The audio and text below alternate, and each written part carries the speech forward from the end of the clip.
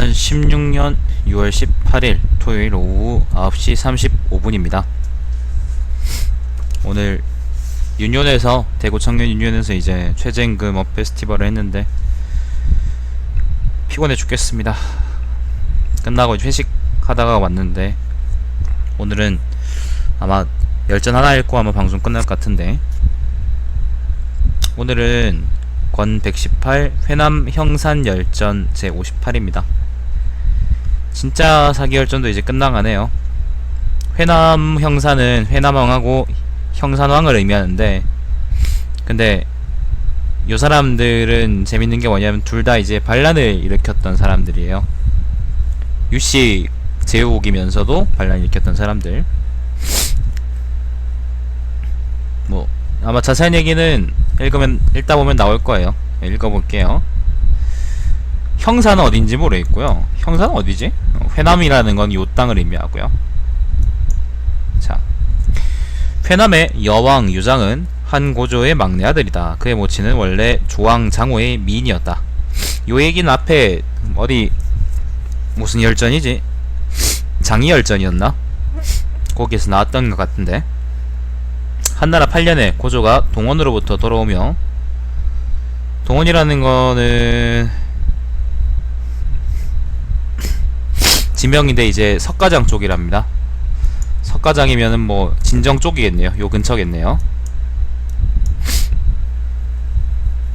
동원으로부터 돌아오며 조나라를 지날 때 조왕이 그 미인을 바친 것이다. 여왕의 모친은 고조의 총애를 받아 아기를 가졌다. 조왕오는 감히 그녀를 궁중에 둘 수 없었으므로 따로 밖에 궁을 지어 그곳에 기거하게 하였다. 관고 등이 모반하려고 한 박인의 일이 발각되자 요게 이제 장이열전에 나왔었죠. 조왕도 체포되어 함께 처벌을 받게 되었고, 왕의 모친과 형제들 그리고 첩들도 다 체포되어 한해에 구금되었다. 한해 땅은 여기죠. 한해 땅은 여길 겁니다. 아마 여기였나? 아무튼 뭐 어딘가 할 거예요. 여기인가? 여기였나? 잘 기억이 안 나네요. 둘 중에 하나 싶은데, 여왕의 모친 역시 구금되었는데 옹리에게 말하기를 황제의 총애를 받아 아이를 가졌다라고 했다. 옹리가 이 사실을 황제에게 알리니 황제는 바야흐로 조왕으로 인해 빡쳐 있어 여왕의 모친을 거두지 않았다. 여왕의 모친 동생인 조겸이 벽양후를 통하여, 벽양후라는 거는 그 번이기를 의미한답니다. 번이기. 심익입니다. 심익이. 내가 한자를 이걸 심을 번으로 읽었네요. 내가 무식해서 그렇습니다. 심익입니다. 앞에 열전에도 나왔었죠. 벽양후를 통하여 여후에게 이 사실을 알리니 여후는 질투하여 알리려 하지 않았고, 벽양후도 애써 변론하지 않았다. 여왕의 모친이 이미 여왕을 낳고 원통하여 곧 자살하고 말았다. 옹리가 손으로 여왕을 받들고 황제를 배하라니 황제는 후회하며 여후로 하여금 그를 양육하게 하고 여왕의 모친을 진정에 매장하였다. 진정은 아까 여기죠. 지금은 석가장 근처입니다. 진정은 여왕의 모친 생가가 있고 조상 대대로 살던 현이다. 고조 11년 7월에 회남왕 경포가 반란을 일으키자 한나라 고조는 유방은 자신의 아들 유장을 회남왕으로 삼고 경포의 땅을 다스리게 하였는데 모두 4개의 군이었다. 여기서 4개의 군이라는 거는 일단 뭐 경포가 반란 일으킨 얘기는 이제 경포열전에 잘 나와있고요. 영포죠, 그죠? 원래 이름은 그 사구, 여기서 이제 회남에 속한 사구는 구강군, 그 다음에 형산군, 그 다음에 노강군, 그 다음에 이건 뭐야? 상장군인가? 이걸 어떻게 읽지? 아무튼 그렇답니다. 요 땅, 요 근처 땅입니다. 요 근처 땅들. 요 근처 땅들입니다. 미안합니다. 상장이래. 예장군입니다. 예장군. 한자를 못 읽네, 내가 바보같이. 아이고. 다 늙었나봐요. 예자를 상으로 내가 읽다니. 자, 요 남쪽 땅이고요. 황제가 친히 군사를 이끌고 경포를 공격하여 무찔렀고 마침내 여왕이 즉위하였다. 여왕은 일찍이 모친을 잃어 늘 여후를 의지하였고 효혜제와 여후 때에는 총애를 얻은 까닭에 근심과 해가 없었는데 늘 마음으로 벽양후를 원망하였지만 감히 발설하지 않았다. 효문제가 즉위하자 회남왕은 자신이 가장 가까운 지친이라고 여기고 교만해져서, 지친이라는 것은 뭐 황실의 친척이요. 여러 차례 한나라의 법을 따르지 않았지만 황제는 지친이라는 이유로 항상 그를 너그러이 용서해 주었다. 이 얘기도 앞에 다른 열전에 나오지 않았나?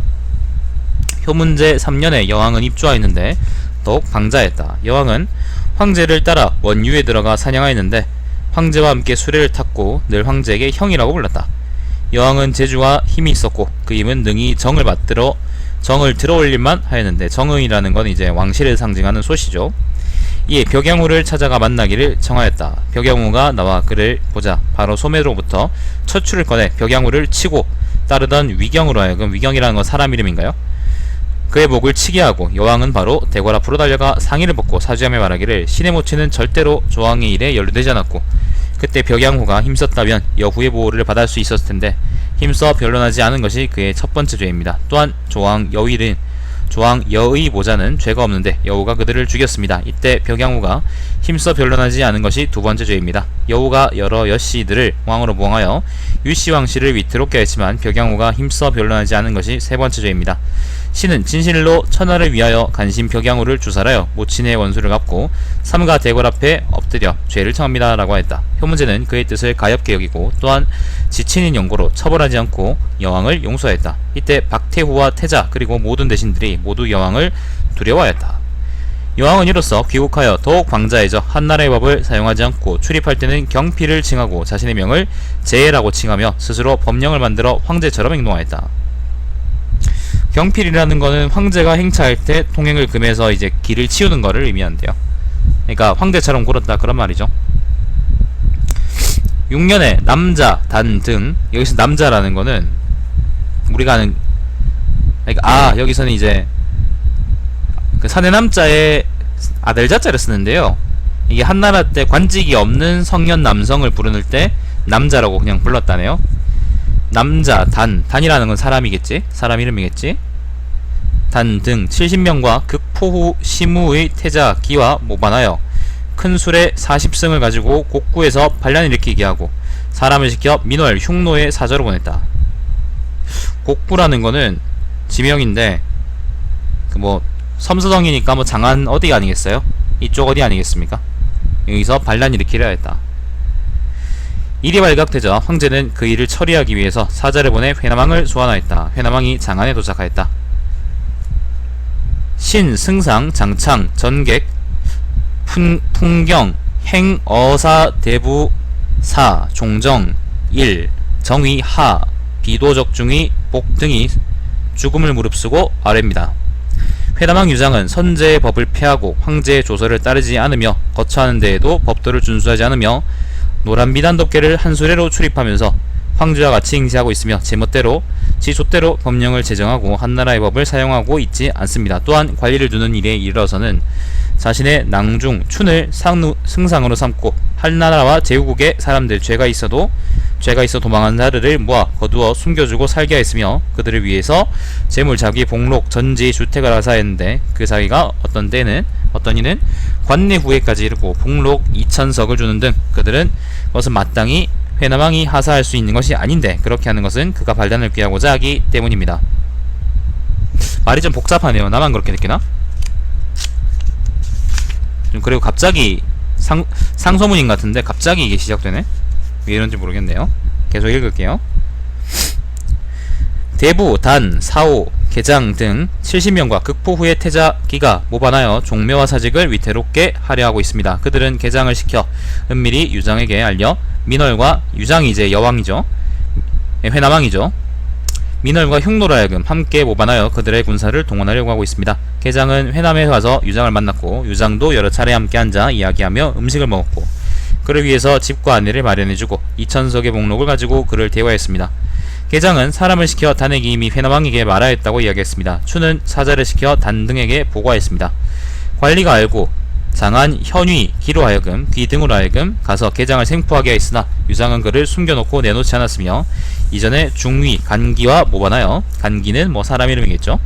그를 죽여서 입을 막아버렸습니다. 그리고는 외관과 의복을 갖추고 비능읍에 매장하고 나서 거짓으로 관리에게 어디에 묻혀 있는지 모른다 라고 말하였습니다. 또 거짓으로 흙을 모아 그 위에 표시할 나무를 세우고 계장이 죽어 이곳에 매장되다 라고 썼습니다. 유장은 스스로 죄 없는 자 한 사람을 죽이고 관리로 하여금 죄 없는 자 6사람을 논주하여 죽이게 하였습니다. 죄를 지어 성을 고치고 이름을 바꾸어 도망친 기시해야 할 죄인을 숨겨주기 위하여 죄도 짓지 않은 자를 거짓으로 사로잡아 그 죄를 사면해 주었던 것입니다. 기시라는 것은 책형을 의미하는데 창으로 사람을 찔러서 죽이는 형벌입니다. 지 멋대로 사람에게 죄를 주고 사람에게 죄를 주면서도 한나라에 알리지 않았고 거두어진 죄인들 가운데 성단용 이상이 14명이었고 멋대로 죄인을 사면한 것 중 죽을 죄를 지은 사람이 18명, 성단용 이하가 58명이었으며 마음대로 자기를 하사해준 사람들 가운데 관내오 이하가 94명이었습니다. 성단용이라는 거는요, 그 한나라의 형벌인데 그거군요. 남자는 이제 아침 일찍 성을 쌓고 여자는 쌀을 짓는 것이다. 그러니까 이제 일종의 노역이네요. 전에 유장이 병을 알았을 때 폐하께서는 그로 인해 근심하시고 괴로워하시며 사자를 시켜 서신과 대추, 건포를 하사하셨는데도 유장은 받으려고 하지 않았고 사자를 만나려고 하지 않았습니다. 또한 남해에 거주하는 자로 여강 경내에 있는 자가 반란을 일으키자 회남의 관리와 군사들이 그를 물리쳤을 때에도 폐하께서는 회남의 백성들이 빈곤한다고 여기시고 사자를 보내 유장에게 비단 5,000피를 하사하시어 관리와 군사 중 노고가 많은 자에게 하사도록 하셨습니다. 그런데 유장은 하사받기를 원치 않고 오히려 애쓰고 수고한 자가 없다라고 말하였습니다. 남의 백성의 왕, 직이 글을 올려, 직이라는 거는 뭐 남의 왕의 이름이라네요. 남의 왕이라는 거는 뭐 남해라는 건 이제 요땅을 의미하죠. 아마 여기를 말하는 것 같습니다.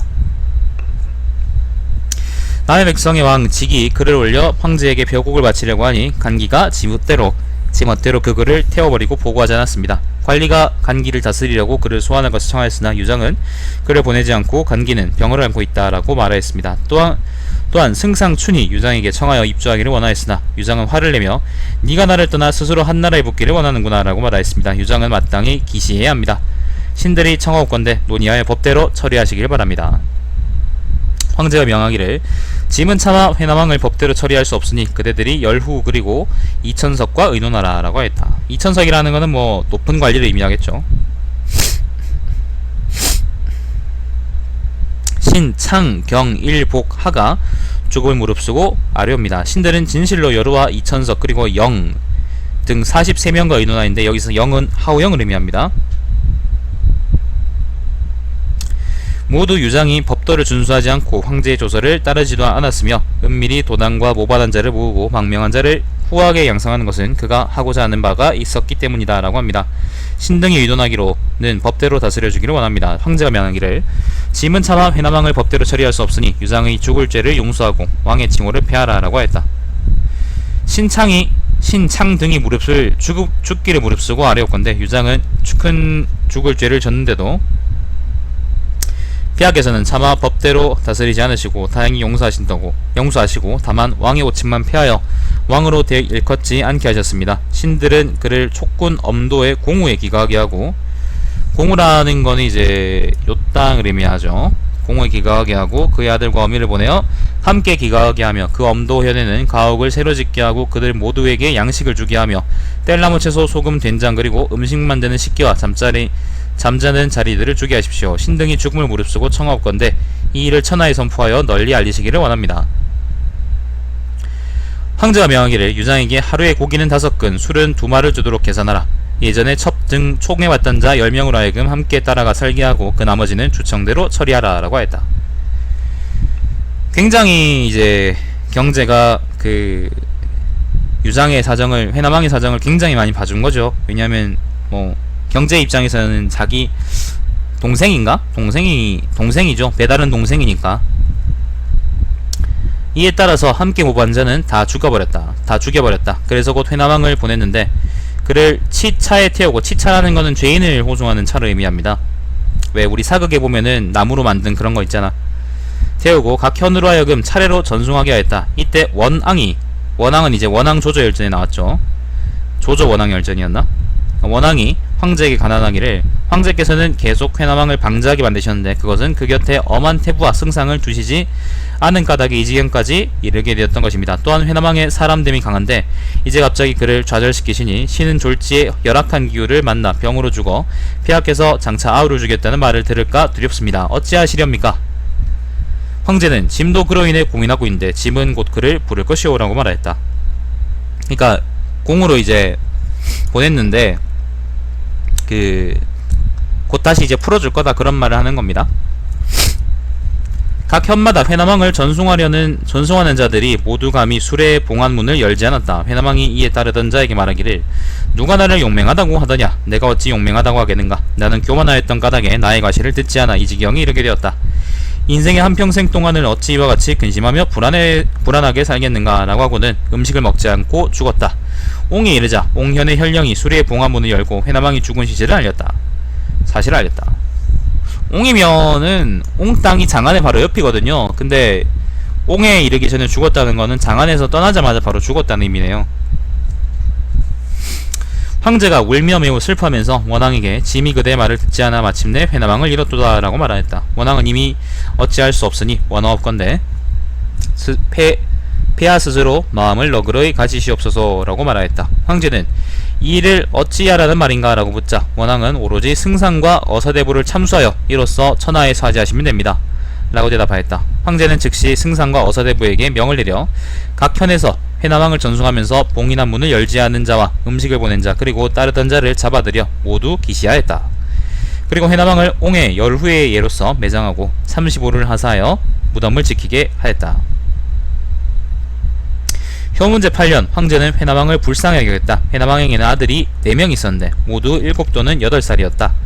황제는 안을 그러니까 안이 사람 이름인데 회남왕이 아들 이름인 거예요. 안을 부릉 후에 발을 안양 후에 살을 양주 후에 양을 동성 후에 각각 봉하였다. 여기서 안이 이제 그러니까 유안이죠. 유안이 나중에 다시 또 회남왕이 되죠.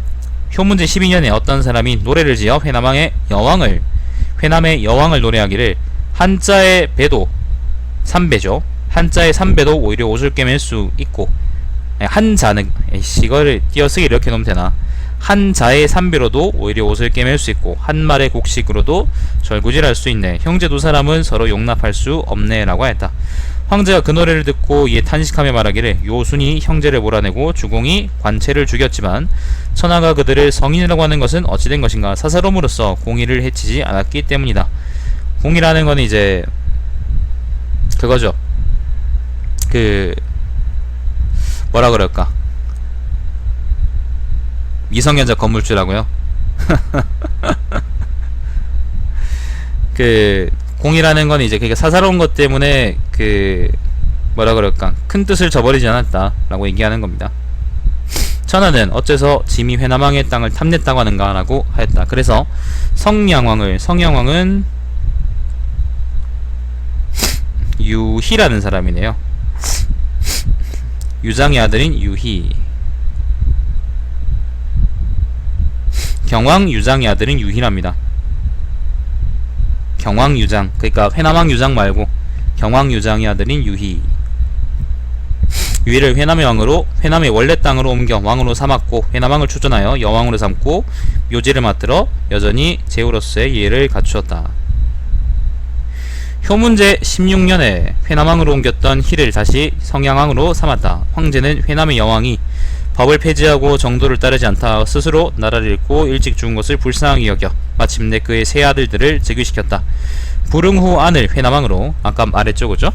안양 후 발을 형산왕으로, 양주 후 살을 여광왕으로 봉하니 이로써 모두 다시 여왕 때의 옛 땅을 얻어 셋으로 나누어 가지게 되었다. 동양 후 양은 그 전에 죽어 후사가 없었다. 효경제 3년에 오초 등 7나라가 반란을 일으켰다. 오왕의 사자가, 요건 이제 오왕비열전에 잘 나와있죠. 오왕의 사자가 회남에 도착하자 회남왕은 군사를 일으켜 그들과 호응하려고 하였다. 회남의 승상이 말하기를 대왕께서 꼭 군사를 일으켜 오나라와 호응하려고 하신다면 신이 그 장수가 되기 원합니다 라고 했다. 왕은 이에 군사를 승상에게 맡겼다. 회남의 승상은 군사를 이끌고 성을 굳게 지킬 뿐 왕의 뜻을 따르지 않고 한나라를 도왔다. 한나라 역시 곡성후로 하여금 군사를 이끌고 회남을 구하게 하니 회남은 이런 까닭에 온전히 보존될 수 있었다. 곡성후라는 거는 성이 충이고 이름은 이게 뭐지? 모르겠네요. 한자를 내가 못 읽겠다. 뭐 아무튼 그냥 넘어가죠. 오나라의 사자가 여광에 도착하였으나 여광왕은 이에 응하려 하지 않았고 오히려 사자를 월에 파견하여 왕래하게 하였다. 오나라의 사자가 형산에 도착하여자 형산왕도 성을 굳게 지키며 한나라에 대해서 두 마음을 품지 않았다. 효경제 4년에 오초가 이미 멸망하자 형산왕이 황제를 조현하였고 황제는 그가 절개와 믿음이 있다고 여겨 그의 노고를 위로하며 남방은 낮고 습하다라고 말하고 형산왕에게 옮겨 제북왕으로 삼아 이로써 그를 표창하였다. 그가 죽으니 마침내 시호를 하사하여 정왕이라고 하였다. 여광왕은 곁에 월이 있어 여러 차례 사자를 보내 서로 왕래한 까닭에 형산왕으로 삼아 강북을 다스리게 하였다. 회남왕은 예전과 같았다. 얘기를 잠깐 하자면요, 요 땅이 이제 원래 회남왕 유장의 그거였는데, 회남왕 유장의 땅이었는데 유장이 이제 방작에 구니까 그거를 잡아 죽였단 말이에요. 근데 이제 너무 자기 동생이니까 경제가 어쩌면 그게 너무 안타깝다 그래가지고 유장이 아들내미 셋을 옛날 회남왕 자리에 봉했어요. 유아는 이제 회남왕에 구하고 한 사람은 형산왕에 구하고 한 사람은 여광왕에 봉했단 말이에요. 여광은 요 땅인데 여기 여광이 아마 이쪽일 거야. 이쪽 땅인데 아무튼 이렇게 세 땅에 봉했는데 이제 5초 7국의 난이 일어나니까 회남왕 유아는 반란이 가담하려고 그랬지만은 승상이 그걸 막아가지고 살아남을 수 있었고, 그 다음에 나머지 두 왕들은 이제 반란에 가담하지 않았으니까 왕자를 다 보존시킬 수 있었고, 특히 이제 그 중에 또 어디입니까? 누굽니까? 형선왕은 특별히 또 황제가 이제 남쪽 땅이 그땐 사람 살 땅이 아니었거든요. 그래가지고 이걸 옮겨가지고 여기 제북왕으로 옮기겠다 뭐 그런 말이 네요. 회남왕은 예전 그대로 있었고, 그렇게 됐다 그런 말입니다. 자, 계속 읽겠습니다. 회남왕 안은 유한이죠. 사람됨이 독서나 검은 고타기를 좋아하고 활을 쏘며 사냥하거나 말 달리는 것을 좋아하지 않았다. 또 음덕을 행함으로써 백성들을 어루만지고 위로하여 자신의 이름을 천하에 퍼뜨리려고 했다. 그는 때때로 여왕이 죽은 것을 원망하여 자기 아버지죠, 반란을 일으키려고 하였지만 이유가 없었다. 되게 재밌네. 건원은 이제 무제의 연호죠. 건원 2년에 회남왕이 입주하였다. 회남왕은 평소 무한후와 가까운 사이로, 무한후라는 거는 전분입니까? 전분인 것 같은데, 무한후와 가까운 사이로 당시 무한후는 태위였는데 회남왕을 패상에서 마중하여 그와 더불어 이야기하기를, 패상이라는 거는 이제 그 장안, 그러니까 회남왕이 이제 여기서 이제 무죄가 즉위하니까 이제 한번 보러 갔는데 장안에다가, 장안 근처 땅입니다. 패상이라는 거는 거기서 이제 그 무한후하고 만났다 그런 말이죠. 바야흐로 지금 황제께는 태자가 없습니다. 대왕께서는 고황제의 친손으로 인의를 행하시어 천하에 모르는 사람이 없습니다. 만약 황제께서 어느 날 갑자기 붕어하시면 대왕이 아니면 마땅히 누가 즉위하시겠습니까? 라고 하자 회남왕이 크게 기뻐하면서 무한후에게 돈과 재물을 후하게 주었다. 이 회남왕은 은밀히 빈객들과 교류하며 백성들을 어루만지고 위로하면서 반역의 일을 도모하였다. 건원 6년에 혜성이 나타나자 회남왕은 마음속으로 그것을 이상하게 생각하였다. 어떤 사람이 왕에게 말하기를, 이전에 오나라가 군사를 일으켰을 때 5초 7국에 라는 의미하죠. 혜성이 나타났는데 그 길이가 몇 자밖에 되지 않았지만 오히려 피를 천리나 흘렸습니다. 이제 혜성의 길이가 하늘을 가로지르니 마침내 마땅히 천하의 군사들이 크게 일어날 것입니다. 라고 했다. 회남왕은 마음속으로 황제에게 태자가 없으니 천하에 반란이 발생하면 제후들이 서로 다툴 것이라고 여겨 더욱 무기와 공격용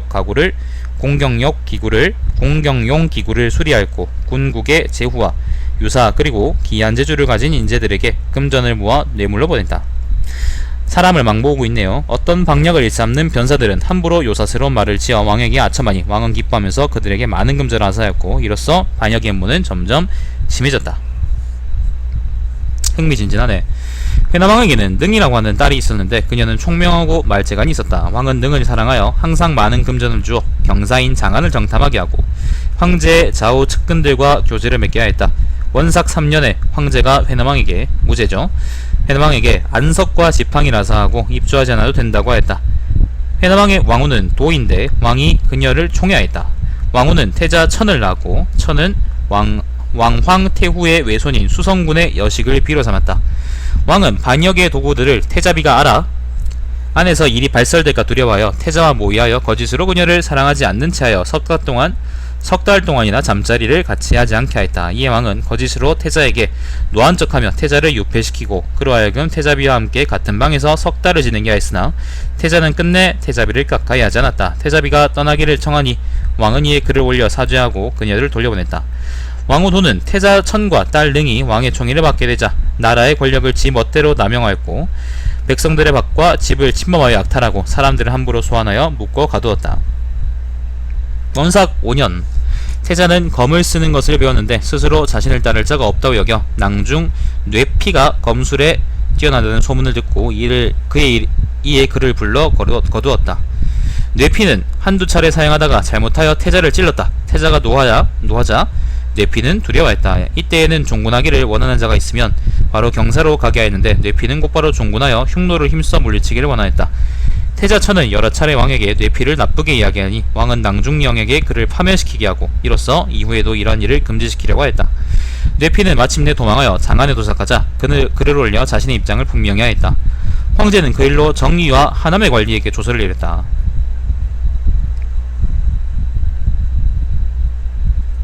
하남에서 조사하려고 회남 태자를 생포하려고 하자 왕과 왕후는 계략을 써서 태자를 보내려 하지 않았고 마침내 군사를 동원하여 반란을 일으키려고 하였으나 계획이 예정보다 늦어져서 10여일 동안 결정짓지 못하였다. 여기 하남이라는 거는 이제 요 땅을 의미합니다. 그 회남하고 가까우니까 뭐 여기서 처리하겠다 그런 얘기였나 보죠. 이때 회남에 때마침 조소가 당도하여 회남에서 태자를 신문하였다. 이때 회남의 승상은 수춘의 승이 태자를 머무르게 하면서 체포해 보내지 않은 것에 노하여 그의 불경을 탄핵하였다. 왕은 이에 승상에게 청하였으나 승상은 따르지 않았다. 왕은 사람을 시켜 글을 올려 승상을 고발하니 황제는 그 일을 정의에게 다스리게 하였다. 사건의 실마리가 왕에게까지 연루되자 왕은 사람을 시켜 한나라 조정의 공경들을 살펴보게 하니 공경들은 왕을 체포하여 다스리기를 원한다는 것을 알 수 있었다. 왕이 이 사건이 발각될 것을 두려워하자 태자 천이 모이하여 말하기를 한나라에서 사자를 보내 왕을 체포하려고 하면 왕께서는 사람을 시켜 위사의 옷을 입혀 창을 가지고 어전에 머무르게 하다가 왕의 곁에서 시비가 생기면 즉시 그를 찔러 죽이십시오. 위사라는 것은 뭐 호위병 그런 말입니다. 신도 역시 사람을 시켜 회남 중이를 찔러 죽이겠습니다. 그리고 나서 군사를 일으켜도 늦지 않을 것입니다. 라고 했다. 이때 황제는 공경들의 청을 허락하지 않고 한나라의 중위 굉을 파견하여 바로 회남왕을 신문하여 조사하게 하였다. 왕은 한나라의 사신이 온다는 소식을 듣고 즉시 태자의 계책을 따랐다. 한나라의 중위가 도착하였는데 왕이 살펴보니 그의 안색은 온화하고 왕을 신문하는 것도 뇌피를 파면한 일뿐이었으므로 그는 스스로 죄상이 폭로되지 않을 것으로 추측하고 군사를 일으키지 않았다. 한편 중위는 돌아와서 이 사실을 보고하였다. 회남왕을 다스리려고 했던 공경들이 말하기를 회남왕 유한은 흉노를 힘써 물리치려는 뇌피를 막아 명문으로 선포한 조령을 폐지하여 실시하지 않았으니 마땅히 기시해야 합니다. 라고 했다. 야, 살벌하네요. 제후왕 하나를 기시해야 된다는 말이 막 나오네. 기시라는 건 아까 말했듯이 책형이라 그랬죠. 창으로 찔러 죽이는 겁니다. 막대기에 묶어놓고요. 황제는 조서를 내려 그것을 허락하지 않았다. 공경들은 그를 패하고 왕으로 칭하지 않도록 청하였으나 황제는 역시 조서를 내려 허락하지 않았다. 계속해서 공경들이 그렇다면 5개 현의 봉지를 삭탈하기를 청하자 황제는 조서를 내려 2개 현의 봉지만을 삭탈하였다. 중위 굉을 시켜 회남왕의 아까 그 사람이네요. 회남왕의 죄를 사면하게 하고 봉지를 삭탈하는 것으로 처벌하였다.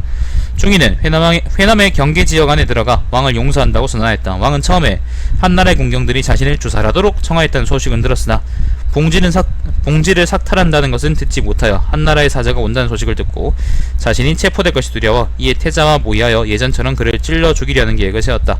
중위가 도착하여 바로 왕에게 축하의 말을 하니 왕은 이로 인해 군사를 일으키지 않았다. 그 후 스스로 애통하여 말하기를 내가 인일을 행하였다가 봉지를 삭탈당하니 심히 부끄럽구나 라고 했다. 그러나 회남왕은 봉지를 삭탈당한 뒤에도 반란을 도모하는 것이 더욱 심하였다. 많은 사자들이 상안으로부터 와서 망령되게도 요사스러운 이 말을 일삼았으며 게다가 상제에게는 아들이 없고 한나라가 잘 다스려지지 않는다고 하면 왕은 곧 기뻐하였다. 그러나 한나라의 조정이 잘 다스려지고 아들이 있다고 하면 왕은 노하여 이를 요사스러운 말로써 옳지 않다고 여겼다. 회남왕은 밤낮으로 오피, 좌우 등과 더불어 오피하고 좌우는 뭐 사람 이름인가 봅니다. 오피는 초나라 사람인데 회남의 중랑이었고요.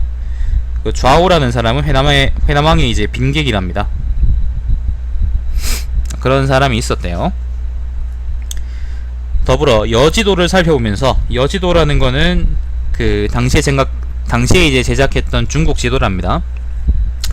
여지도를 살펴보면서 부서의 군사들이 어디로부터 진입할 것인가를 살폈다. 왕이 말하기를 황제께는 태사가 없으니 만약 하루아침에 갑자기 붕어하신다면 조정의 신하들에게는 반드시 교동왕을 부르거나 그렇지 않으면 상산왕을 부를 것이며 제후들도 서로 다툴 것이니 내가 어찌 준비하지 않을 수 있겠느냐. 또 나는 고조의 손자로 친히 이 일을 행하였고 폐하께서 나를 후하게 대우하여 내가 참을 수 있었지만 만세 뒤에는 어찌 내가 국면하여 신하처럼 어린 것들을 섬기겠는가 라고 했다. 왕은 동궁에 앉아 오피를 불러 함께 모의하면서 장군은 위로 오르시오 라고 말하였다. 오피는 창백해지면서 황제께서 대왕을 용서하셨는데 어찌 다시 일어난 왕국에 말씀하십니까? 신이 듣기로는 자서가 오자서죠. 오왕에게 가난하였지만 부차가 채용하지 않자 신은 이제 미록이 고소대에서 논의는 것을 볼 것입니다 라고 하였습니다. 미록이 고소대에서 논다는 거는, 고소가 이제 오나라의 수도였는데요. 미록이라는 거는 여기서 사슴을 의미하거든요. 사슴하고 노루를 의미하는데, 고소대가 폐허가 돼가지고, 그러니까 오나라의 수도가 폐허가 돼가지고 이제 사슴하고 뭐 노루 같은 게 뛰놀 거다, 그렇게 얘기하는 거예요. 월나라한테 오나라가 좆될 거다라고 얘기하는 거죠. 신도 이제 마찬가지로 공중에서 가시나무가 자라고 이슬에 옷이 젖는 것을 볼 것입니다 라고 했다. 왕이 노하여 오피의 보물을 잡아 석 달 동안을 가두었다. 다시 불러 말하기를 장군은 과인을 창사하겠는가 라고 하자 오피는 다음과 같이 대답하였다. 이거 엄청 기네. 진짜 긴데? 오피의 대답입니다. 안됩니다. 신이 온 것은 다만 대왕을 위하여 계획을 세우기 위해서일 뿐입니다. 신이 듣기로는 귀가 밝은 자는 소리가 없는 데서 들으며 눈이 밝은 자는 형태가 없는 데서 본다고 합니다. 그런 까닭에 성인은 10,000번을 일어나면 10,000번 다 성공하는 것입니다. 옛날 문왕은 한 번의 움직임으로 공이 1000세에 드러났고 3대에 나열되었으니 이는 천심을 따라 움직인 것을 말하는 것으로 해내가 기약도 하지 않았지만 그를 따랐습니다. 해내라는 것은 온 세상을 의미합니다. 바다 안쪽이죠.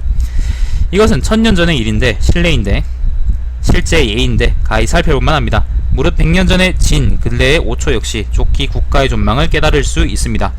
신도 감히 오자서와 같은 죽음을 피하지 않거니와 대왕께서도 오왕처럼 충간을 듣지 않은 일이 없기를 바랍니다. 옛날 진나라는 성현의 도리를 끊고 유생과 방사들을 죽이며 시경과 서경을 불태우고 예의를 버리고 기만과 폭력을 충상하고 임의로 형벌을 사용하고 해변의 곡식을 운송하여 서하로 보냈습니다. 서하라는 거는 서하라는 건 이제 섬서성 지역을 의미하는데요. 그러니까 진나라 본거지로 이제 다 쓸어 남았다 그런 얘기를 하는 거예요. 전천하의 재물들을. 이때 남자들은 힘써 경작해도 술찌개미와 겨조차 먹기에 부족하였으며 여자들은 방적을 하면서도 온몸을 덮기에 부족하였습니다.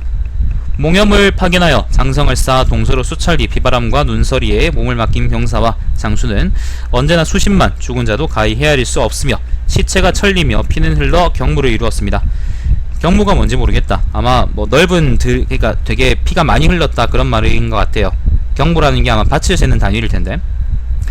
백성들은 힘이 다하여 난을 일으키려고 하는 사람이 10집 가운데 5집이었습니다. 또 서복으로 하여금 바다에 들어가 신선에게 귀한 물건을 구하게 하니 그는 돌아와 거짓으로 말하기를 신이 바닷속에 커다란 신을 만났는데 네가 서황의 사자이냐 라고 묻기에 서황이라는 건 서쪽의 황제, 진시황제. 신이 그렇습니다 라고 대답하자 너는 무엇을 구하느냐 라고 묻기에 수명을 연장시키는 약을 원합니다 라고 대답하였더니 그 신은 너는 진왕의 예가 박하여 그 약을 볼 수 있으나 얻어 취하지는 못할 것이다 라고 하고는 바로 신을 데리고 동남쪽에 있는 복례산으로 왔습니다. 영지초로 이루어진 궁궐이 보이고 사자가 있었는데 구릿빛의 용의 형상이었으며 그 광채가 하늘까지 비추었습니다. 그래서 신이 재배하고 마땅히 어떤 예물을 바쳐야 합니까? 라고 묻자 해신은 양갓집 사내아이와 계집아이 드리고 백공들의 제품을 바치면 그것을 얻을 수 있다 라고 했습니다. 진시황이 크게 기뻐하여 동남동녀 3000명을 보내고, 그러니까 어린 남자의 여자의 3000명을 보내고 오곡의 가지가지와 백공들의 제품을 가져가게 하였습니다. 백공이라는 거는 그 장인들의 의미예요. 엔지니어들이죠. 서복은 평평한 들판과 넓은 못을 얻자 거기에 머물러 왕이 되고 돌아오지 않았습니다. 그래서 백성들은 비통하게 생각한 나머지 난을 일으키고 한 사람들이 10집 가운데 난을 일으키고자 한 사람들이 10집 가운데 6집이었습니다. 또 위타로 하여금 오령을 넘어 백월을 공격하게 하였습니다. 위타는 이제 아까 남월열전이 나왔던 사람이죠. 위타는 남월왕이죠. 그러니까 위타는 요 지역의 왕이었죠. 중국이 극도로 피폐했음을 알고 거기에 머물러 왕이 되고 돌아오지 않았습니다. 그는 사람을 시켜 그를 올려 군사들의 옷을 꿰매기 위해서 남편이 없는 여자 30,000명을 구하고 진시황은 그중 15,000명을 허락하였습니다. 그래서 백성들은 인심이 흩어지고 무너져 난을 일으키고 한 사람이니 10집 가운데 7집이었습니다. 빈객이 고황제께 때가 되었습니다라고 하니 고황제께서는 기다려라. 성인이 잠차 동남쪽에서 일어날 것이다 라고 했습니다. 1년도 되지 않아 진승과 오강이 일어났습니다. 고황제라는 건 아마 유방을 의미하는 것 같네요. 고황제께서 비로소 풍읍과 폐연에서 한 번 이끄니 천하가 기약도 하지 않았는데 호응하는 자가 가히 수를 헤아릴 수 없었습니다. 이것이 소위 약점을 노려서 틈을 기다리는 것으로서 진나라가 망하는 것을 틈타 비로소 일하는 것입니다. 백성들도 그것을 원하였는데 마치 가뭄에 비를 기다리는 것 같았고 그런 까닭에 행호와 군진 가운데서 일어나 즉위하여 황제가 되었던 것입니다. 공업은 사망보다 높고 은덕은 끝없이 전해졌습니다. 지금 대학께서는 고황제께서 천하를 쉽게 얻으신 것만 보시고 어째서 근래 5초는 보지 않으십니까? 무릇 오왕은 호를 하사받아 유씨의 죄주가 되었고 죄주라는 거는 그거는 오왕이 오왕비죠. 유비가 그 황실 종신 중에 가장 어른이었기 때문에 아마 죄주라는 건 이제 제사를 관장하는 사람이거든요. 그렇게 됐던 것 같아요. 되었고 입조조차 하지 않아도 되었고 내군의 백성들을 다스리고 내군이라는 건 여기서 이제 오왕의 봉토인데 내군이라는 거는요 동양군 그 다음에 장군 오군 예장군입니다. 그러니까 대략 이제 요 땅들입니다. 요 땅이 이제 오왕의 봉작이었죠. 영토가 사방 수천리나 되었고 안으로는 구리를 주저하여 돈을 만들고 동쪽에서는 바닷물을 끓여 소금을 만들고 위로는 강릉의 나무를 취하여 배를 만들었는데 강릉이라는 거는 요 땅이죠. 그러니까 지금의 남군이 아니라 옛날의 남군 근처 이쪽이 강릉입니다. 삼국지에 나오는 그 강릉입니다. 배 한 척의 무게는 중국의 술의 수십량에 해당하며 나라는 부유하고 백성들은 많았습니다. 주옥과 황금 그리고 비단을 사용하여 제호나 종실의 대신들에게 뇌물로 주었으나 오로지 두씨에게만 주지 않았습니다. 이윽고 계책이 정해지고 모의가 이루어지자 군사를 일으켜 서쪽으로 갔습니다. 대량에서 깨지고 포보에서 패하여 달아나 동쪽으로 가 단도에 이르자 월나라 사람들이 그를 사로잡아 몸은 죽고 재산은 끊겨 천하의 웃음거리가 되었습니다. 무릇 5월의 무리로도 성공할 수 없었던 것은 무슨 까닭입니까? 그러니까 반역을요. 진실로 하늘의 도를 거스려 때를 알지 못하기 때문입니다. 바야흐로 지금 대항의 군사와 무리는 5초에 10분의 1도 되지 못하며 천하의 안녕은 진나라 때보다도 만배나 되오니 대항께서는 신의 계책을 따르시기를 원합니다. 대항께서 신의 계책을 따르지 않으신다면 이제 대항께서는 일이 반드시 이루어지지 않고 말이 먼저 새나가는 것을 보시게 될 것입니다. 신이 듣기로는 미자가 옛 나라를 지나다가 슬퍼 맥수지가를 들었는데 이는 중왕이 왕자 비간의 말을 받아들이지 않은 것을 슬퍼한 것입니다. 미자라는 게 그 기자입니다. 기자. 우리가 아는 그 기자입니다. 기자조선의 기자. 그런 까닭에 맹자는 주라는 거는 이제 은나라의 중왕을 의미해요. 주는 천자했을 때에는 존귀하였으나 죽어서는 일찍이 필부만도 못하였다라고 되어 있는데 이는 주왕이 먼저 스스로 천하를 거절한 것이 오래인 까닭이지 그가 죽은 날 천하가 그를 버린 것 때문이 아닙니다.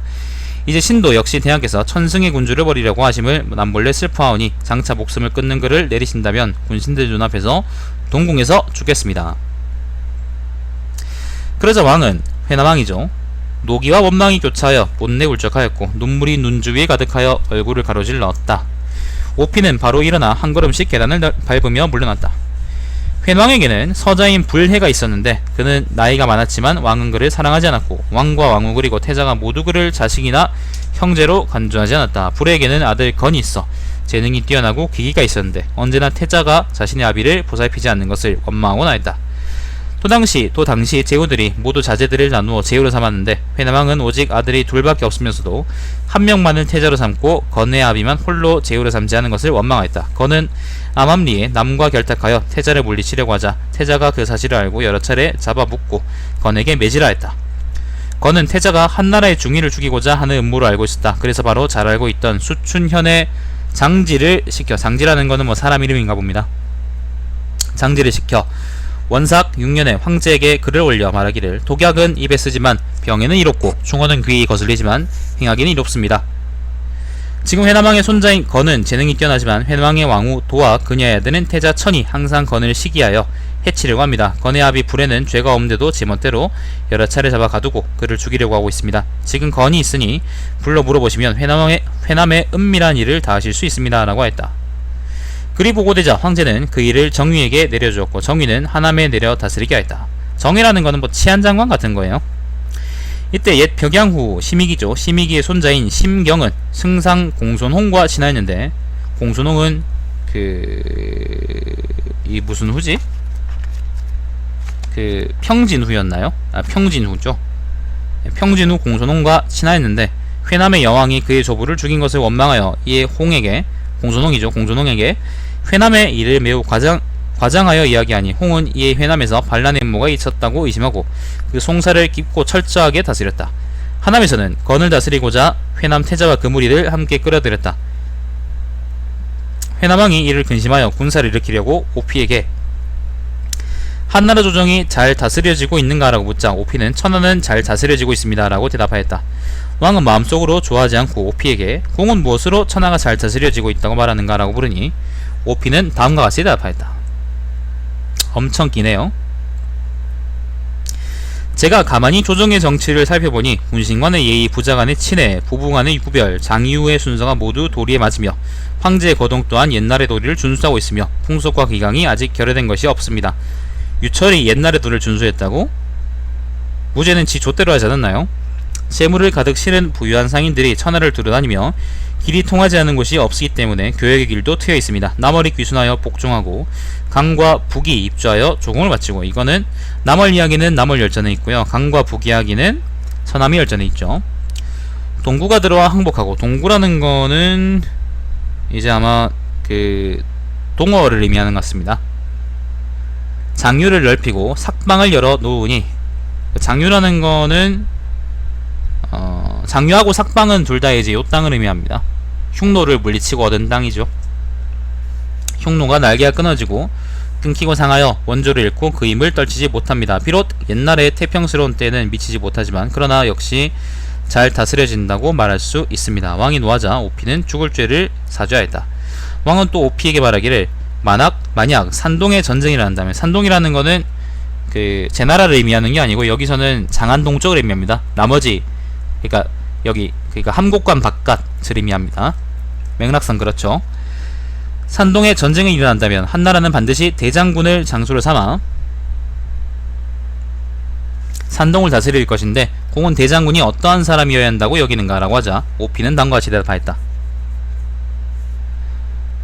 제가 잘 아는 황희가 대장군을 따라 흉노를 친 일이 있는데 돌아와 저에게 말하기를 대장군은 사대부를 대우하는데 예의가 있어야 하고 사졸들에게는 은혜가 있어야 하며 무리가 모두 그에 비해서 그에 의해서 쓰이는 것을 좋아해야 합니다. 말을 타고 산을 오르내리는 것이 나는 것 같고 제주는 다른 사람보다 뛰어나야 합니다 라고 대답하였습니다. 제가 생각하기에 그는 재능이 이와 같고 또 여러 차례 군사를 통솔하는 것을 익혔다고 하니 쉽게 당하지는 못할 것이라고 여깁니다. 또 알짜인 조량이 장안의 사신으로 왔다가 돌아와 말하기를 대장군은 호령이 분명하고 적을 대적할 때에는 용감하여 항상 사절 앞에 선다고 합니다. 그는 또한 휴식을 취할 때에는 우물을 파고 물이 충분히 나오지 않으면 반드시 사졸이 물을 다 마신 뒤에 그제야 담이 마십니다. 군대가 돌아올 때면 사졸들이 이미 황하를 다 건너야 그제야 건넜습니다. 황태호가 하사한 금정과 비단은 다 군대 관리들에게 내리니 비록 옛날에 이름난 장수랄지라도 그보다 낫지 않을 것입니다 라고 하였다. 여기서는 위청을 의미한답니다. 대장군 위청이죠. 왕은 묵묵히 말이 없었다. 회남왕은 건이 이미 불려가 시문 맞는 것을 보고 애가 오피는 계속 이제 반란 일으키면 잠시만요.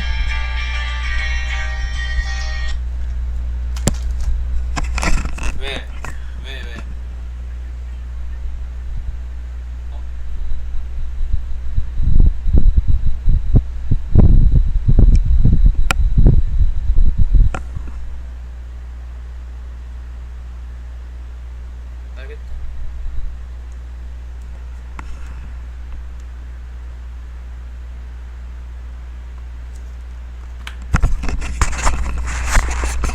빨래 걷으시라는데? 빨래 걷으라 하시는데? 빨래 걷으러 가야 되나요? 아, 골치 아프네. 이거 중간에 끊으면 좀 그런데.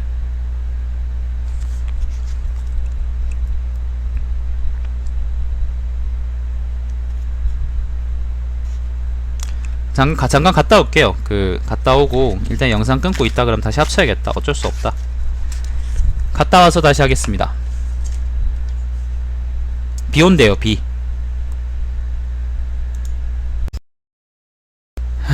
빨래 널고 왔습니다. 미자하고 기자가 같은 사람이라고 하셨는데 저는 밖에 다른 사람으로 배웠다. 그거 아닌가? 혹시 미자개라는 사람하고 헷갈린 거 아니신가요? 방금 내가 이제 미자 기자하고 똑같은 사람이다 그랬던 거는 각주에 그렇게 나와 있어서 그렇게 얘기했는데, 뭐 미니미니 팬님이 맞을 수도 있고요. 뭐 그럴 수도 있고 저럴 수도 있지. 뭐 알게 뭐예요. 그게 몇 년 전 사람인데. 뭐 중요한 게 아니니까 넘어갑시다. 어디까지 읽었지?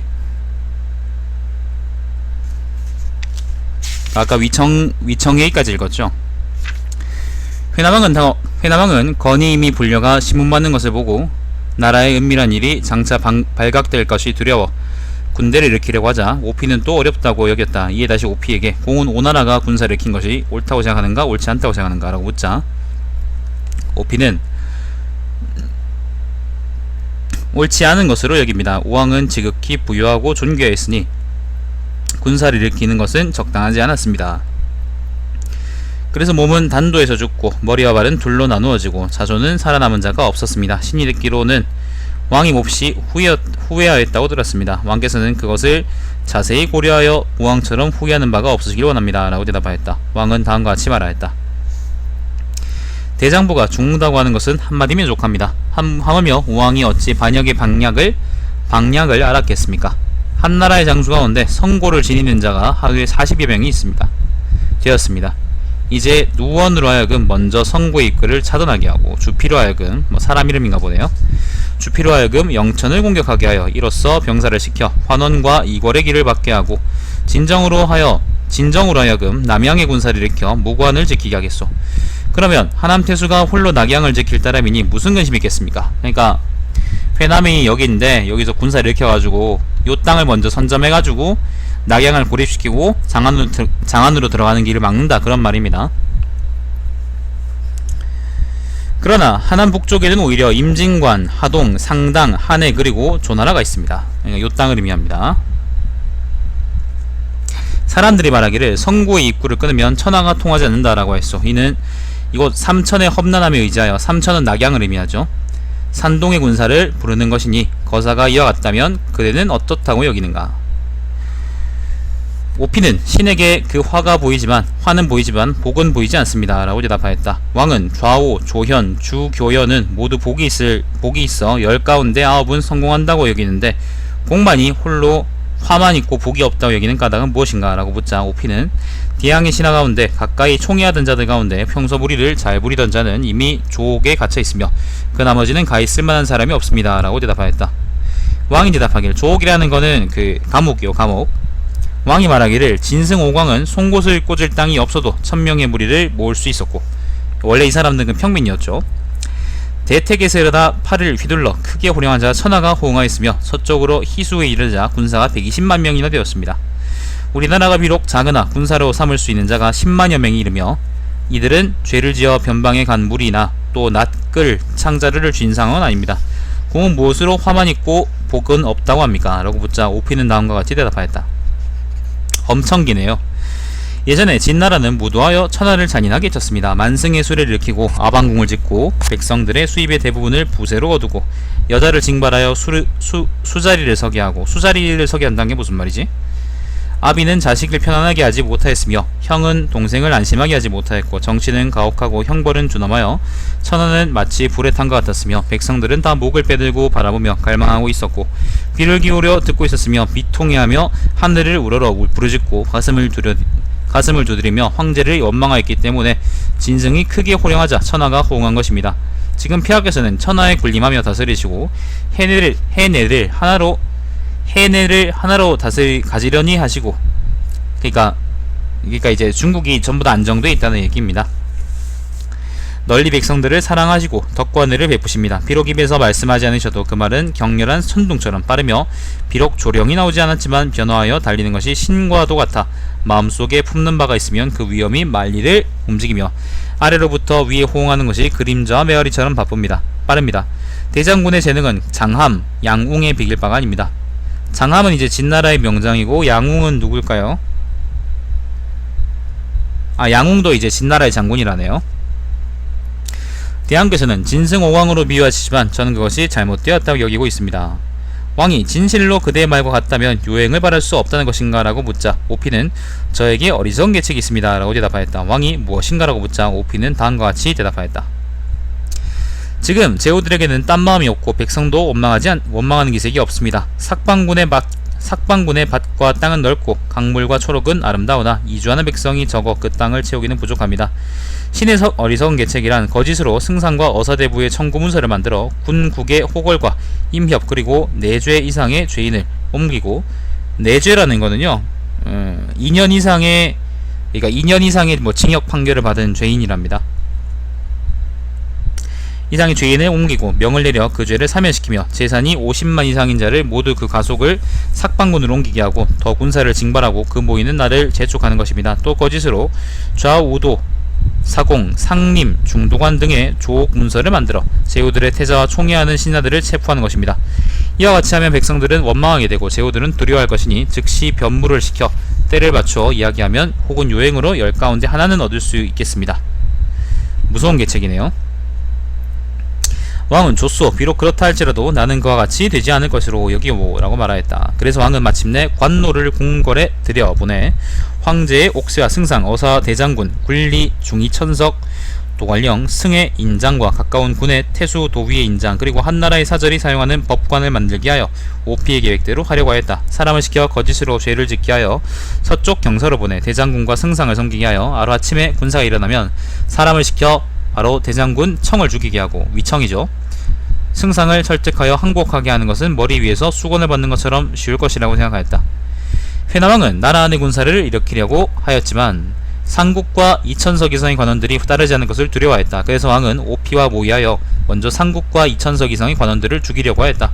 즉 거짓으로 궁중에 불을 질러 상국과 2000석 이상의 관리들이 불을 끄기 위해 오면 바로 그들을 죽이기로 하였다.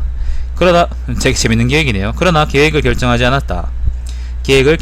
않았다. 또 사람을 시켜 구도의 옷을 입히고, 구도라는 거는 도둑 잡는 일을 관장하는 군졸이라네요. 구도의 옷을 입히고 우격을 가지고, 우격이라는 건 닥터를 꼽은 경문이다. 사태가 위급하다는 걸 표현하는 거라네요.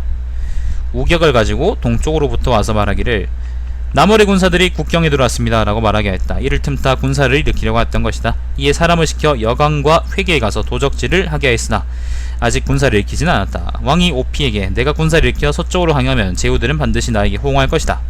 만약 호응하지 않는다면 어떻게 되는가? 라고 묻자 오피는 남쪽으로는 형산을 거두어 여강을 치고 심양의 배를 점유하여 하치의 성을 지키고 국강의 포구를 연결하고 예장의 입구를 끊고 뛰어난 사수에게 장강을 지키게 하여 이로써 남군의 군사들이 내려오는 것을 막는 것입니다.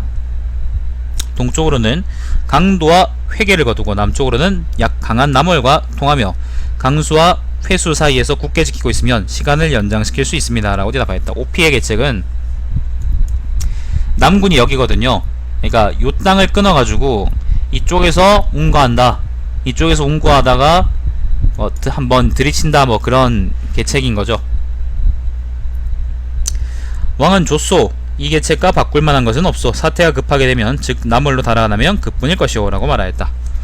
정의는 회남왕의 손자 건의 말에 따라 회남왕의 태자 천이 이것에 연루되었음을 황제에게 보고하였다. 황제는 정의감을 파견하여 회남의 중의를 만나는 틈을 타서 태자를 체포하게 하였다. 정의감이 회남에 도착하자 회남왕은 그 소식을 듣고 태자와 모의하여 상국과 2000석을 불러 죽이고 군사를 일으키려고 하였다. 2000석이라는 것은 2000석 이상의 관리입니다. 그러니까 고관들이죠. 상국을 부르자 상국은 도착하였지만 내사는 마침 나갔다고 하고 오지 않았다. 중이도 신은 조서를 받고 온 사자를 접견하기 때문에 가서 왕을 뵐 수가 없습니다 라고 말하였다. 왕이 생각하기에 비록 상국을 죽여도 내사나 중이가 오지 않는다면 도움이 되지 않는다고 생각하여 즉시 상국을 돌려보냈다. 왕은 그 일을 유예시키고 계획을 결정짓지는 않았다.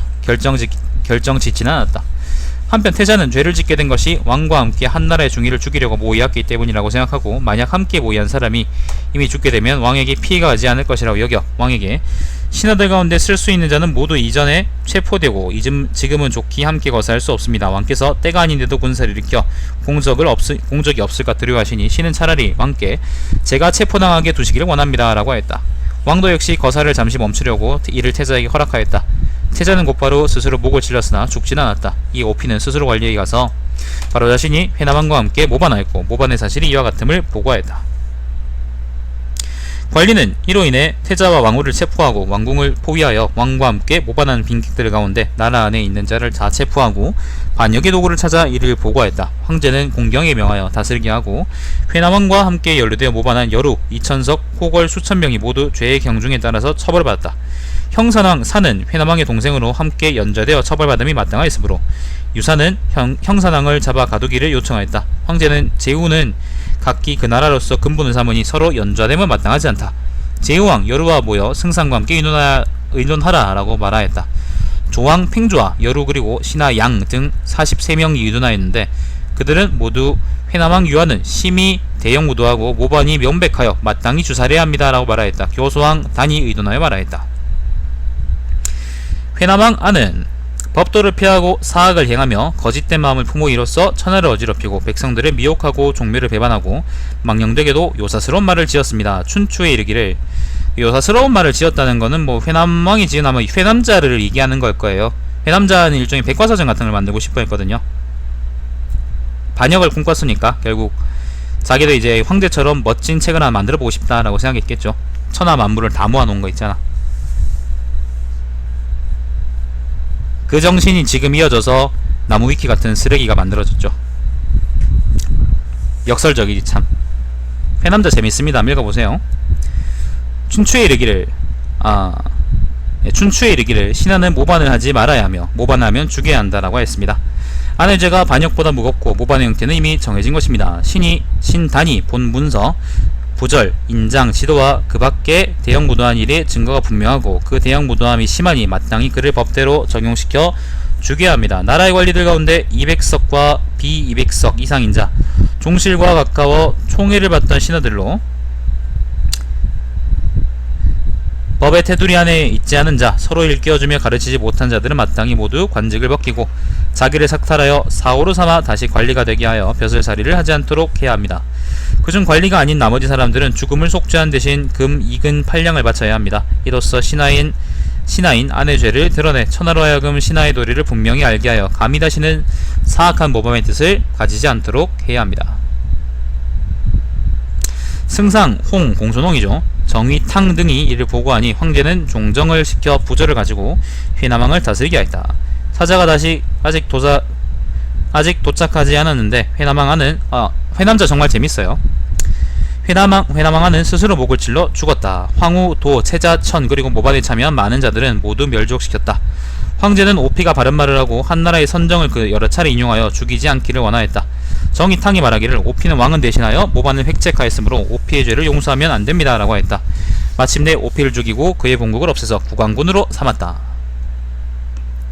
여기까지가 회남왕 열전입니다. 그 다음은 형산왕 열전이네요.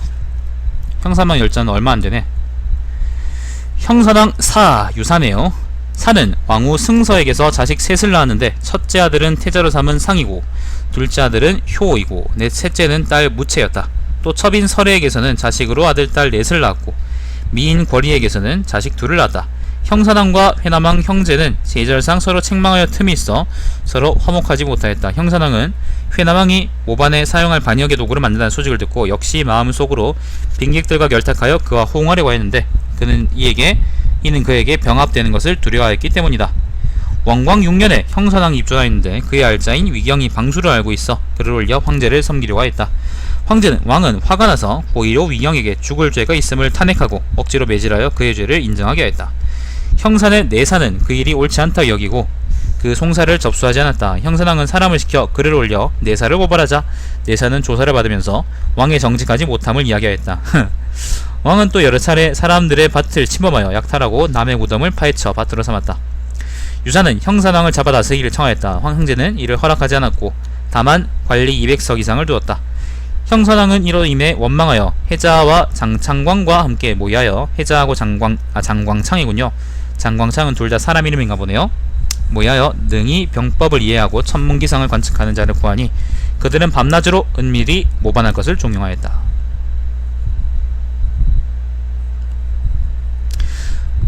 왕후 승서가 죽자 서례를 세워 왕후를 삼았다. 권리도 함께 총애를 받았다. 두 사람이 서로 질투하여 권리가 마침내 태자에게 왕후 서례를 욕하기를 서례는 계집종을 시켜 고도로 태자의 모친을 죽였습니다 라고 하였다. 고도라는 거는 고대인 각주보니까요, 고대인들이 사람을 해치는 방법이다 사용한 일종의 무술이다. 그러니까 뭐 예를 들면 인형에다가 못 박은 것처럼 그렇게 죽였나 보네요. 저주하는 방법이랍니다. 태자는 마음속으로 서례를 원망하였다. 서례의 오빠가 형성에 도착하자 태자는 함께 술을 마시다가 칼로 찔러 왕후의 오빠를 다치게 하였다. 왕후가 빡치고 원망하여 여러 차례 왕에게 태자를 험담하고 악평하였다. 태자의 여동생인 무채는 시집을 갔으나 버림받고 돌아와서는 종과 간통하였고 또 빈객과도 간통하였다. 태자는 여러 차례 무채를 책망하였고 무채는 화가 나서 태자와 왕래하지 않았다. 집안이 개판이군요. 왕후가 곧 그 소식을 듣고 곧 무채를 잘 대해주었다. 무채와 둘째 오빠 효는 어려서 어미를 잃었기 때문에 왕후를 따랐고 왕후는 계획적으로 그들을 사랑하여 함께 태자를 비방하니 왕은 이로 인해서 여러 차례 태자를 매질하였다. 원삭 4년에 어떤 사람이 왕후의 계모를 찔러 다치게 하자 왕은 태자가 사람을 시켜 그를 다치게 한 것으로 의심하고 태자를 매질하였다. 뒤에 왕이 병이 나자 태자는 이때 병을 핑계로 시중을 들지 않자 효와 왕후 무채 모두가 태자를 헐뜯기를 태자는 사실은 병이 아니며 스스로 병이 있다고 말하지만 얼굴에는 기뻐하는 빛이 있습니다 라고 했다. 왕은 크게 빡쳐서 태자를 패하고 그의 동생 효를 세우려고 했다. 왕후는 왕이 태자를 패하기로 결심한 것을 알고 효도 함께 패하려고 했다.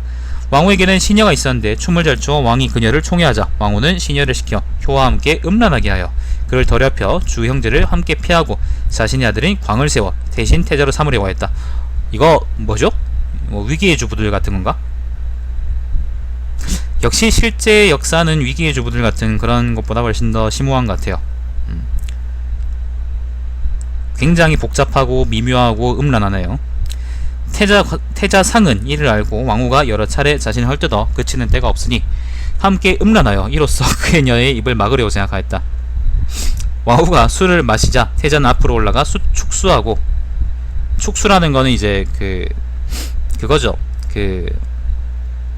그거 야하거나 그런 게 아니고 오래 살아라, 오래 사세요, 뭐 그렇게 얘기하는 겁니다.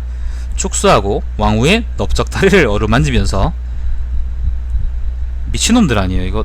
태자상이 왕후의 친아들이 아닐지라도 이거는 새엄마 아닙니까? 왕후의 넓적다리를 어루만지면서 왕후와 함께 동침하기를 청하였다.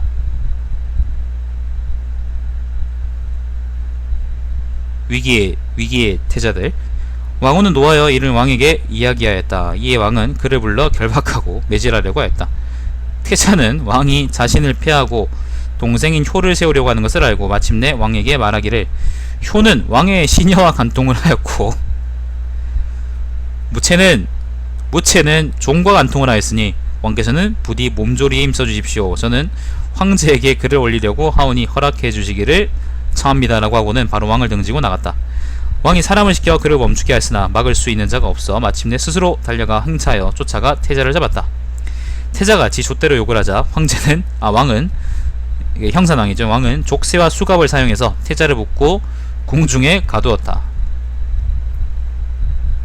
되게 재밌지 않나요? 이거 웬만한 드라마보다 더 재밌지 않나? 한편 효는 이거 드라마로 만들면 되게 재밌겠다. 날로도 왕의 총애를 받았다. 왕은 효의 재능을 기특하게 여기고 마침내 그로 하여금 왕의 인을 차게 하고 호칭을 장군이라고 하였으며 궁궐 밖에 저택에 살게 하고 많은 금전을 주어 빈객을 불러 모으게 하였다. 빈객으로 오는 자들은 어렴풋이나마 회남왕과 형산왕이 모반의 계획이 있음을 알고 밤낮으로 그를 종용하고 권하였다. 왕은 마침내 효의 빈객인 강도 사람 구역과 진희를 시켜 전차와 화살촉 그리고 화살을 만들게 하고 황제의 옥새와 장상 그리고 굴리의 인장을 새기게 하였다. 왕은 밤낮으로 주구 등과 같은 장사를 구하였고 때때로 오초가 반란을 일으킬 때 계획을 칭찬하거나 인용하여 이로써 후일을 약속하였다. 형선왕은 감히 회남왕을 본받아 황제의 지위를 구한 것은 아니며 다만 회남이 일어서면 자신의 나라가 병합될 것을 두려워했을 뿐이고 회남이 서쪽으로 가면 군사를 일으켜 강주와 회주 사이를 평정하여 그 땅을 점령하면 된다고 여겼으니 그의 바람은 이 정도였다. 아무튼 그렇답니다. 원삭 5년 가을에 형선왕이 입주할 때 회남을 지나게 되었는데 회남왕은 곧 형제간의 우애를 말하면서 전날의 틈을 버리고 반역의 도구를 만들자고 약속하였다. 형선왕은 바로 글을 올려 핑계로 병을 핑계로 거절하니 황제는 글을 내려 입주하지 말라고 하였다. 원상 6년에 형선왕이 사람을 시켜 글을 올려 태자 상을 피하고 효를 세워 태자를 삼도록 성하였다. 상이 듣고 곧 자신과 친한 배경을 시켜, 배경은 사람 이름입니다. 장안에 가서 글을 올려 효과 전차와 화살주 그리고 화살을 만들고 왕의 시녀와 간통한다고 말하게 하여 이로써 효를 망치게 하려고 하였다. 야, 진짜 끊임없는 궁중 음모네요.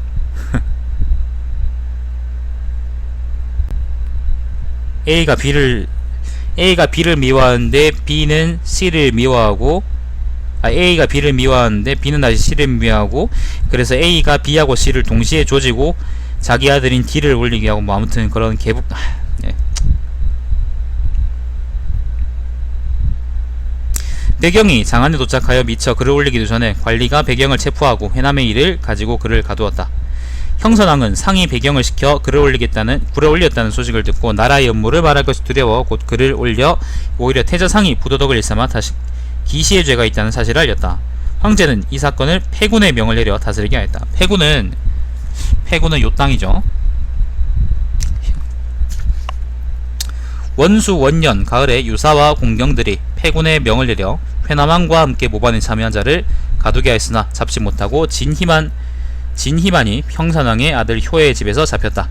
관리는 효가 진희를 숨긴 우두머리임을 탄핵하였다. 효는 진희가 평소 여러 차례 왕과 함께 모반을 계획하였을 것이라고 여기고 그가 이를 고발할 것이 두려웠고 듣기에 법률에 먼저 스스로 고백하면 그 죄를 용서받는다고 하였으며 또 태자가 배경을 시켜 글을 올려 그 일이 발각될 것으로 의심하여 곧 먼저 스스로 고백하면서 함께 모반한 구역, 진희 등을 고발하였다. 정의는 이를 증거로 다스렸고 공경은 형선왕을 체포하여 가두고 그를 다스릴 것을 청하였다. 황제가 말하기를 체포하지 말라라고 하였다. 그리고 중위 사마안과 대행령 이식을 보내 곧 왕을 신문하게 하니 왕은 사정을 사실대로 전부 대답하였다. 관리가 모두 왕궁을 포위하여 시켰다. 중위와 대행령을 파견하여 패군과 함께 왕을 다스릴 것을 청하였다. 왕이 그 소식을 듣고 곧 스스로 목을 찔러 죽었다. 효가 먼저 스스로 모반을 고백하였으므로 그 죄를 용서해 주었으나 왕의 시녀와 함께 간통한 일에 연루되어 역시 기시되었다. 간통 때문에 창에 찔려 죽은 거야? 왕후 설에 역시 전 왕후였던 승설을 고술로 죽였다는 것에 연루되었고 채자상은 왕을 고발한 불효에 연루되어 모두 기시되었다. 이로써 형선왕과 함께 모반한 자들은 모두 멸족당하였다. 그들의 본국을 없애고 형산군으로 삼았다.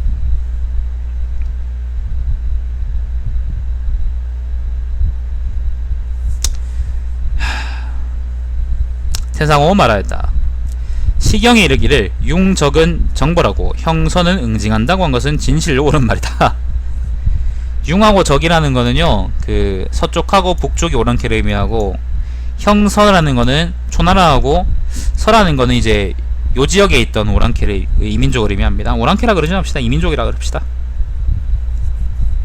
우리한테 뭐 중국놈들이 오랑캐죠 뭐.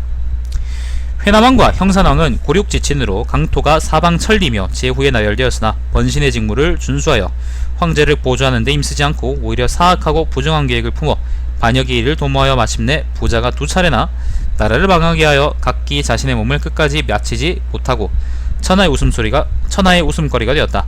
이는 왕 혼자만의 잘못은 아니며 그곳에 풍속이 두텁지 않아 신하들이 점점 물들어 그렇게 된 것이다.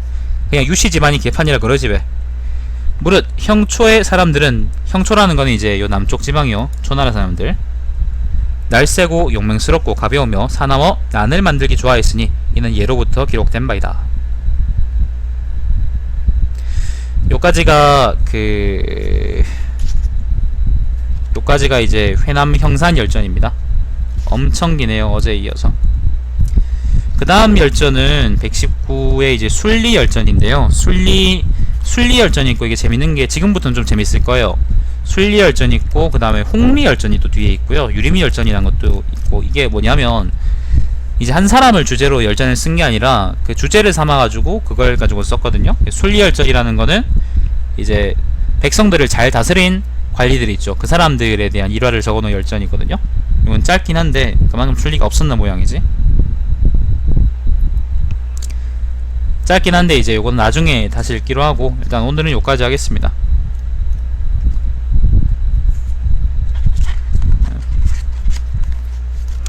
자, 시청해주신 여러분 감사드립니다. 미니미니 팬 및 감사드리고요.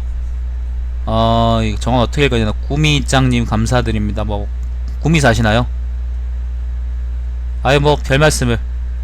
이걸 잘 들어주시는 분이 있어서 난 되게 반갑네. 유튜브에 그 달마시안 TV라고 검색하시면 방송들 올라와 있고, 예전에 읽었던 열전들도 다 올라와 있으니까 재밌게 들으시길 바랍니다. 난 이거 영상 합쳐야겠네. 자, 오늘 방송, 오늘 게임은 더 못하겠다. 너무 피곤해 죽겠어요. 빨리 자야겠다. 자, 오늘 방송 종료하겠습니다. 시청해주셔서 감사합니다.